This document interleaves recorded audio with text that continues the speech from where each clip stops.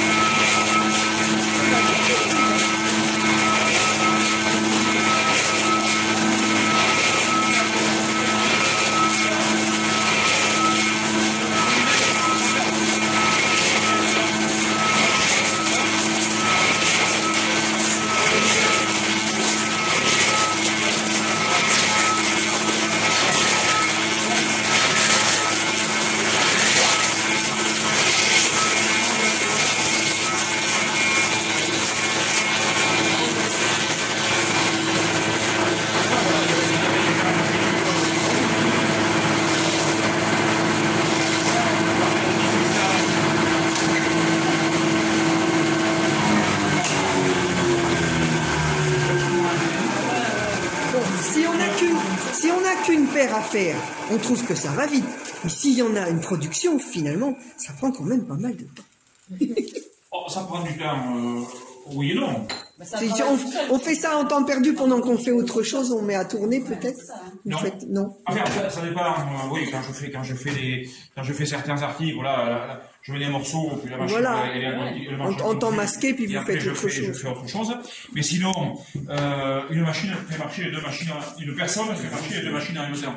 Pendant que cette machine reproduit la forme, et la paire précédente, la vitesse d'avance, quand je fais des petits porte-clés, ça tourne plus vite, donc ça reproduit la forme, mais en même temps, je creuse les petits porte-clés avec ce modèle, sur cette machine. Bon, là c'est assez fragile, il faut y aller quand même modérément, mais pour finir en même temps, voilà, pour gagner un peu de temps, il faut faire tourner un peu plus vite la machine. Et quand je fais des cocos, ça tourne plus vite pour aller plus vite, quoi. Et date de quelle année cette machine? Alors, mais après 45, voilà, après les années 45. Le principe mécanique date de 1850-1870, cette partie, et après dans la partie couverte, je vais avancer progressivement, en étant bien en appui, il faut que la touche soit en appui contre les bords intérieurs, et il faut retenir contre la hanche, pour pas qu'il y ait un coup trop fort, parce que le bois est quand même, le bois est frais, le bois est vert, donc ça peut fendre s'il y a un coup d'outil trop fort.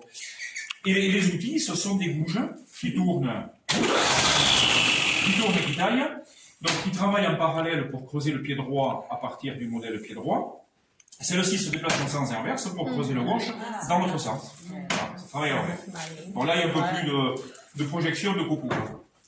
Et vous mettez jamais de lunettes de protection, vous? Non, je fais cela. Et comme ça, en même temps, j'y vois. Non, mais ça va.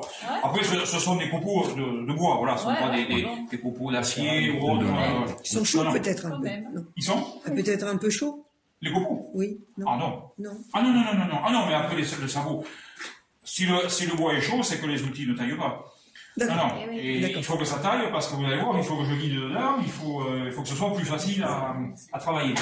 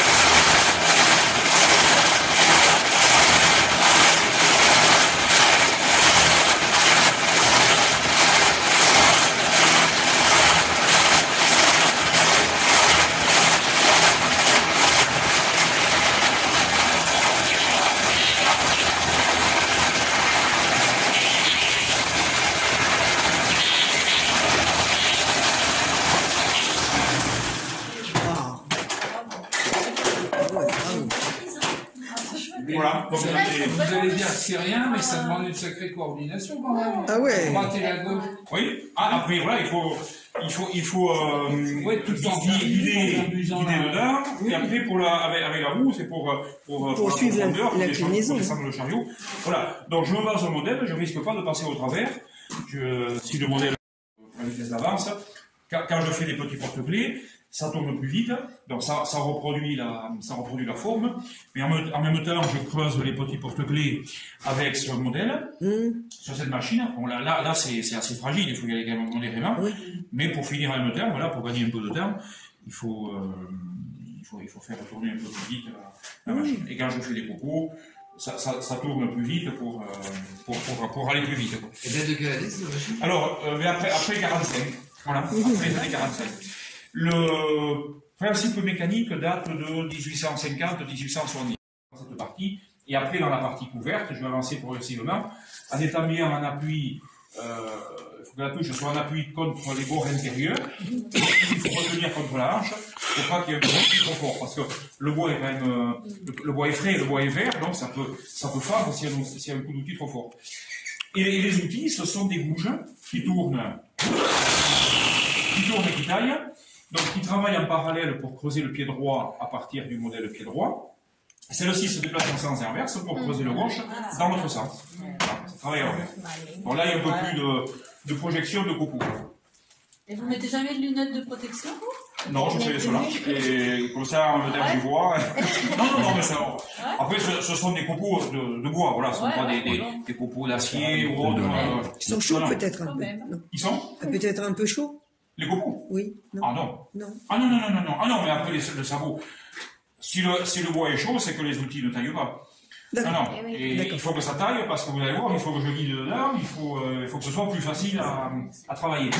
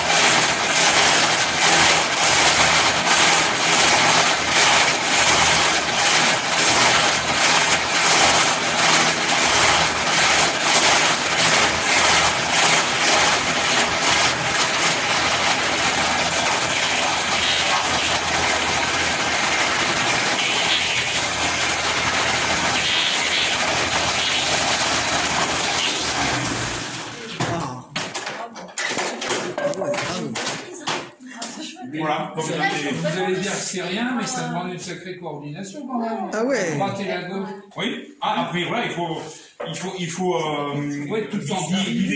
dedans. Et après, avec la roue, c'est pour suivre la profondeur, l'inclinaison. pour descendre le chariot. Voilà. Donc, je me base au modèle, je risque pas de passer au travers. Si le modèle